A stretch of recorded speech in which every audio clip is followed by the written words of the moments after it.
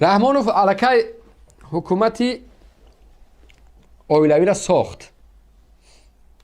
من برای مثال اول نوارا میگذارم، یک بار گوش کنین، دوباره میگذارم و زیر این نقطه ها شرح میدیم. آدم عقل دارد، سواد دارد، هیچ وقت پیرو یگان رویه های بیگانه نمیشه. شکرانه اینمی سرزمین کنیم، آب و خاک کنیم، شکرانه کنیم که آزاد هستیم.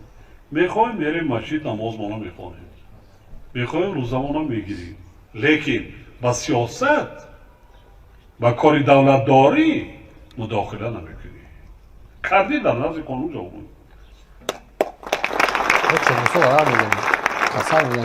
من مطمئن هستم که اصلا این رحمانوف این حرفا رو نمیخواست گفتن، ولی خب ورق جان تو نباشی من خارم، همون معروضه در دست نباشه این مردک خوب افکاره شرمنده خانه در مردمه، همون چی نبود بدبختانه تاسفانه همون یک لیستک که براش میتن که میخونه که این ولی شریف و رحمانوف هم همون چیزا نبود و این خواست یه حرف بگه که در بین جامعه یک رشد پیدا بکنه، چند ماه دیگه در زبان مردم باشه، یک کلمه پندآمیز باشه. نه خیلی که یک وقتا گفت تاجیکستان با پیش تاواز را شعاری چاپلوسا هم است، این میخواست هم یک پند بگه ولی مثل همون خورباقه‌ای که اسب دیدن براش نعل زده‌سیان پاشا بروش است که برای ما هم بزنین، یا که میگه ابله از بام بیافتد گردن ما بشکنه، یا ابله هستن گناه در سر ما است.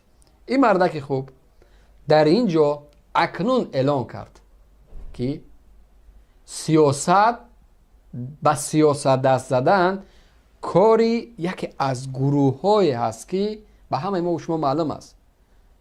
شما نماز میخونین که همون نماز هم خونده نمیشه و الکی قانون های جدید برآمد. من ان شاء الله در این نقطه حرف میزنم که کسانی که منهج میخواستن و کسانی که راهی ما را اشتباه میخواین، الکی پارلمان برای شما یک بار دیگه گفت شما غیرت نداریم برای این گپ بزنیم، ما پارلمان هستیم شما را هم خلاصی گپ.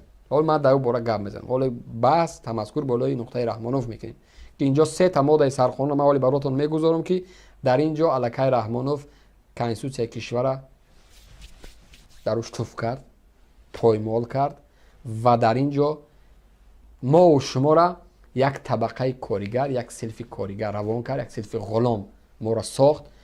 چون در گذشته هم در زمان دولتداری شاه‌ها و امپراتورها یک گروه بود که آنها خب فقط کارشون به سیاست دست زدن بود، از نسل به نسل میرفت و یک گروه دیگر فکر میکرد همه چیز درست است که به سیاست دست زدن کاری همون یک گروه است، ما و شما کار نداریم. ولی اکنون در این شب و روز این دعواها پوچ است، این دعواها خام است، این دعواها بی‌معنی است و رحمانوف هم همه چیزا برای ما و شما اثبات کرد. یک بار دیگه گوش میکنیم. روزمانا میگیریم، لیکن با سیاست و کاری دولتداری مداخله نمیکنیم. کردی در نزد قانون جواب. خب ایرا بگیره که ایرا بگیرین میریم نزدی سرخانون. ماده 67 در باب پرزیدنت، شما همتون بخوایم از اینجا میخوام. پرزیدنت پس از شروع وظیفه در جلسه یک جایه مجلس ملی و مجلس نمایندگان سوگند یاد میکند. من همچون پرزیدنت سوگند یاد میکنم که کنستیتوسیون و قانونهای جمهوری را حمایت مینمایم، تأمین حقوق آزادی ها و شرف شهروندان را کفالت میدهم. دیگر سرزمین استقلالیت سیاسی و اقتصادی و فرهنگی تاجیکستان را حفظ می‌نمایم. به خلق صادقانه خدمت میکنم. وکالت پرزیدنت بعد از سوگند یاد کردن پرزیدنت نو قطع میگردد. خب این نفر برای ما و شما معلوم است که پرزیدنت سوگند میخوره، سرخانون دستش میگذاره، میگه که من همچون پرزیدنت سوگند یاد میکنم که کنستیتوسیون و قانونهای جمهوری را حمایت مینمایم. الکی این نفر در روز اولی که سوگند میخوره میگم من قانونهای جمهوری را حمایت مینمایم، آیا واقعا بعد از این سخنش همین دعوا کجا میره؟ و مرحمت بگیرین. ماده 6 در تاجیکستان خلق بیانگر صاحب اختیار و سرچشمه یگانه حاکمیت دولتی بوده، آن را به واسطه یا به واسطه وکالت خود عملی میگرداند. مدامی که در تاجیکستان خلق بیانگری سرچشمه و بیانگری صاحب اختیار و سرچشمه یگانه حاکمیت دولتی می باشد، پس چرا نفر دست به سیاست زدن جنایت بده است؟ یعنی در اینجا ماده 6 الکی گفته است که بیانگر این همه دعواها خلق است و وقتی که معرکه انتخاباتی این خود یک معرکه سیاسی است، مدام که یک شخص از سن 18 سالگی حق دارد به او معرکه دخالت بکند، همین خود سیاست است. یعنی اینجا سخن خودت خلاف این همین سرقانون ماده 6 است که تو میگی که اگر به سیاست دست زدن زندان میره، جزا میگیرید. یعنی الکی انا همون سوگنده که رحمانوف در روز صلاحیت که میگیره دست بالای قانون میگذاره، سوگند میخوره که من قانونهای کشور را حفظ میکنم، حمایه میکنم، در اینجا این نفر پایمال کردسته، در اینجا از باوری مردم بیرون شده این نفر، در اینجا این حق پرزیدنت شدن نداره، از باوری پارلمان باید این نفر بروید، در کوتاه‌ترین فرصت باید راهبری نو پیشنهاد کرده شود. این نفر الکی قانون کشور پایمال، بچه شما کلخوز از زندگی نمیکنی. خلق محروم کرده از دست دادن به سیاست، میگه شما حق ندارین در سیاست دخالت کنین. دیوانه این واقعا، این مریض است. بچه معرکه انتخاباتی خودش یک معرکه سیاسی است. الکی خلق از سن 18 سالگی حق داره و کلا داره و اشتراک بکنه. یعنی چیخه این نفر یک نفر میگه از شما حق ندارین به سیاست دست بزنی. یعنی سیاست کار یک گروهی است، دامادش دست میزنه خوب است، نه عالی.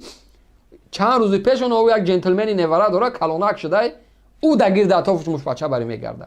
برای او ممکن است سیاست، برای او ممکن است در جلسه ها نشینه، در سفرهای رحمانوف بگرده. برای فرزندش رستم ممکن است سیاست ساختن، سیاست داری کردن، دولت داری کردن، وکالت گرفتن، رهبر و رئیس وزیر شدن ممکن است.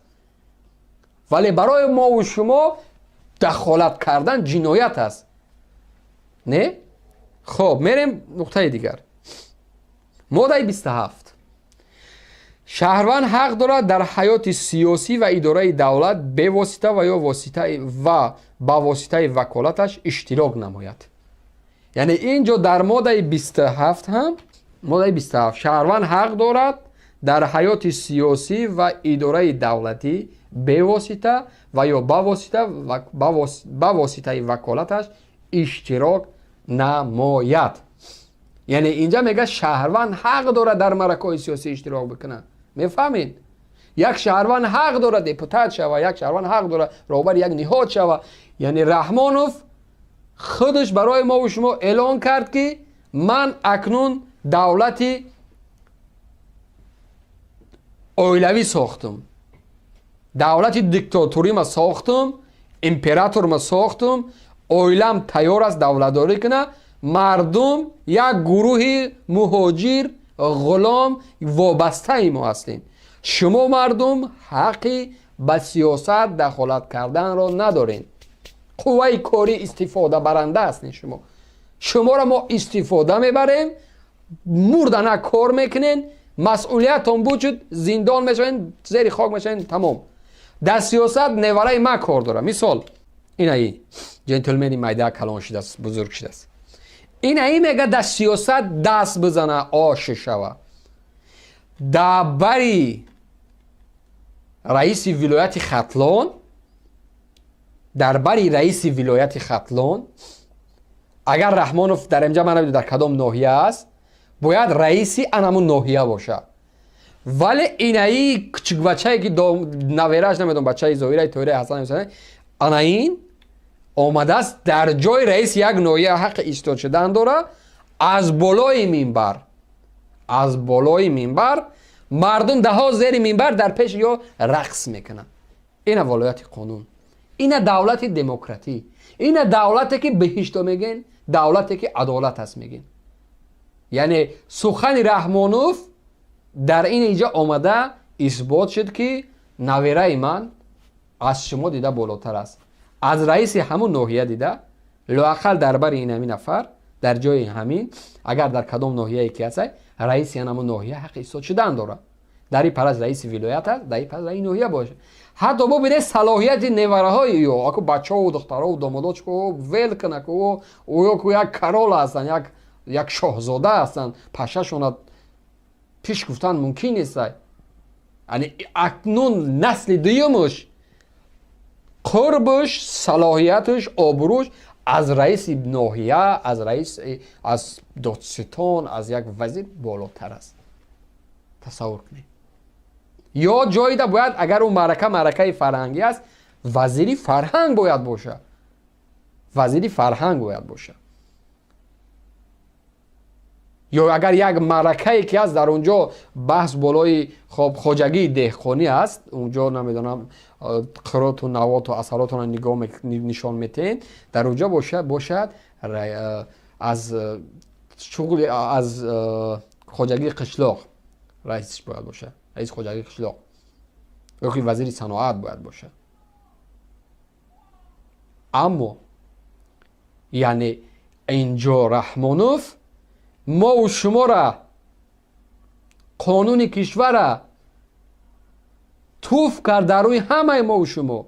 با زبان خودش گفت، من از زبان کدام چاپلوسی نمیگم، با زبان خودش برای ما و شما اثبات کرد که ای مردم، شما یک طبقه دهها پایان هستین، در سیاست حقی دخالت کردن دیگر ندارین. اکنون اینجا اعلان کرد که بعد از سر من فرزندی من است، بعد از سری فرزندی من این جنتلمن های دیگر است. خب خوب گوش کنید، خوب گوش کنید که رحمانوف چی دعوا داره.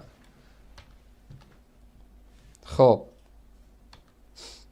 من این شبینید این نگاه کن، چی گم کرده است این نفر در اینجا؟ این چی صلاحیت داره؟ این چی خدمت برای مردم کرده است؟ این چی خدمت کرده است که جورا نمیدونم چی دستاورد برای ملت کرده است که در بالا باید ما و شما را از پایان تماشا، از بالا تماشا بکنن، دخترای ما و شما در پیش یا باید برقصن. برای یا کی اجازه داد؟ قانون، کودکس، سود کی اجازه داد؟ ما اجازه دادیم.